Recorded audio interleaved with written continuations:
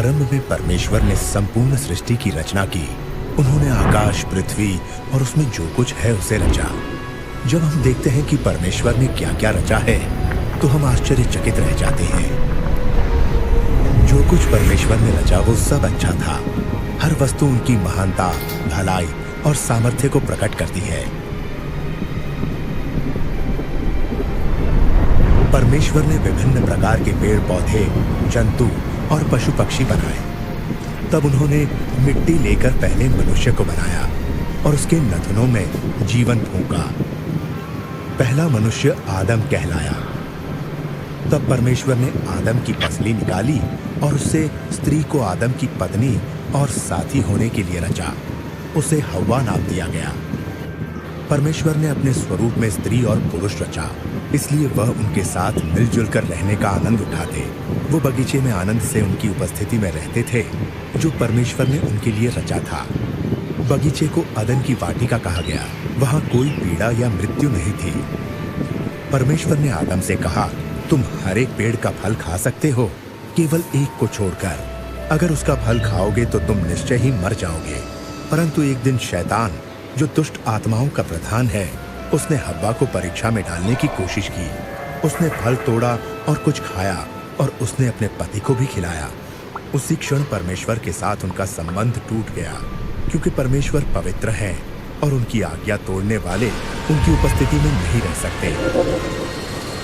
परमेश्वर ने आदम और हव्वा को अदन की वाटिका से बाहर कर दिया।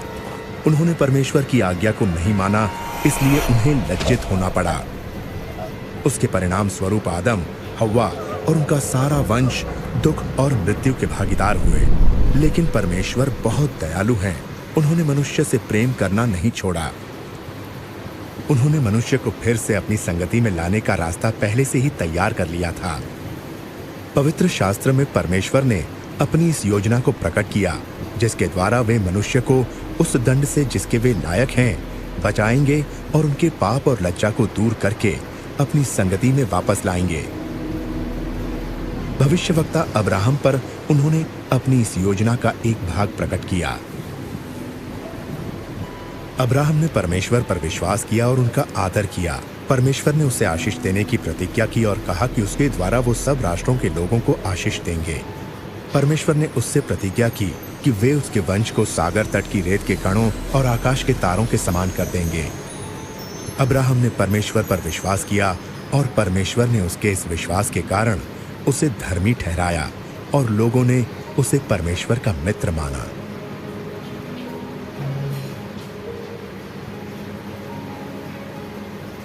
एक दिन परमेश्वर ने अब्राहम की परीक्षा ली कि वो उन पर विश्वास करता है या नहीं और उनकी आज्ञाओं को मानता है या नहीं। परमेश्वर ने उससे अपने बेटे की बलि देने को कहा। अब्राहम जानता था कि इस एक पुत्र के द्वारा परमेश्वर ने वादा किया है कि वो उसे बहुत बड़ा वंश देंगे। फिर भी उसने परमेश्वर पर विश्वास किया और उनकी आज्ञा मानी। इसलिए अपने बेटे को परमेश्वर के लिए बलि चढ़ाने की तैयारी कर ली। अब्राहम ने अपना खंजर उठाया, लेकिन तभी परमेश्वर ने कहा, अब्राहम, बालक को नुकसान ना पहुंचा। मैं जानता हूं तू मेरा भय मानता है और मेरी आज्ञाओं को मानने के लिए तैयार है।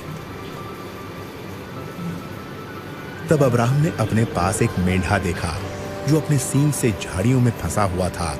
अब्राहम ने उस मेंढे को लिया जो परमेश्वर ने दिया था और परमेश्वर के लिए उसे अपने पुत्र के बदले बलि चढ़ाया। जब परमेश्वर ने अब्राहम के बेटे की जगह मेंढा उपलब्ध कराया, उन्होंने लोगों के लिए अपने महान प्रेम को प्रकट किया। उनका प्रेम उस अच्छे पिता के प्रेम जैसा है जो अपने पुत्र से प्रेम रखते हैं। इस घटना के द्वारा परमेश्वर ने ये प्रकट किया कि वे मनुष्यों के बदले एक बलि उपलब्ध कराएंगे। बहुत समय पहले परमेश्वर ने भविष्यवक्ताओं पर यह प्रकट किया कि वे एक पाप रहित व्यक्ति को आदम के वंशजों के बदले मरने के लिए भेजेंगे और उनके पाप और लज्जा को दूर करेंगे। एक महान बलिदान के द्वारा वे उनके लिए जो उन पर विश्वास करेंगे एक मार्ग तैयार करेंगे कि वे परमेश्वर के साथ हमेशा के लिए मेल मिलाप से रह सकें। भविष्यवक्ताओं ने इस व्यक्ति को मसीह कहा। उन्होंने कहा कि परमेश्वर मसीह को अपने लोगों को बचाने के लिए भेजेंगे और वे उनके राजा होंगे और परमेश्वर के नाम से हमेशा उन पर राज्य करेंगे। उनके आने से कई 100 साल पहले भविष्यवक्ताओं ने बताया कि मसीह क्या क्या करेंगे और उनके साथ क्या होगा। भविष्यवक्ता दाऊद ने कहा कि परमेश्वर मसीह के बारे में ये घोषणा करेंगे कि तू मेरा पुत्र है। यशायाह भविष्यवक्ता ने कहा कि एक कुंवारी गर्भवती होंगी और एक पुत्र उत्पन्न होंगे। उनका वो पुत्र परमेश्वर का अनंत वचन होगा, जिसे परमेश्वर ने कुंवारी के गर्भ से मनुष्य के रूप में संसार के सम्मुख प्रकट करने के लिए भेजा।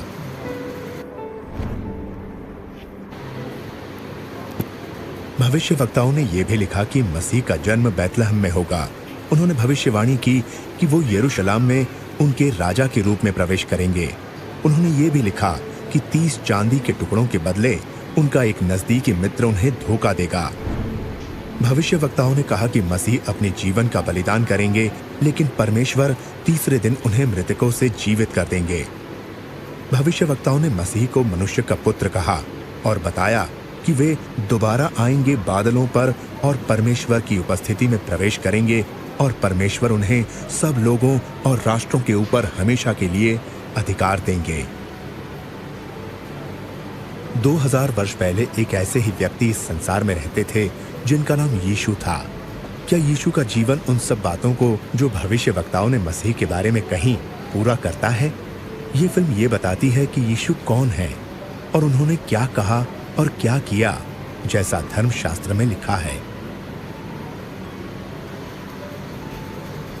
इस फिल्म में एक कलाकार ने यीशु का पात्र निभाया है।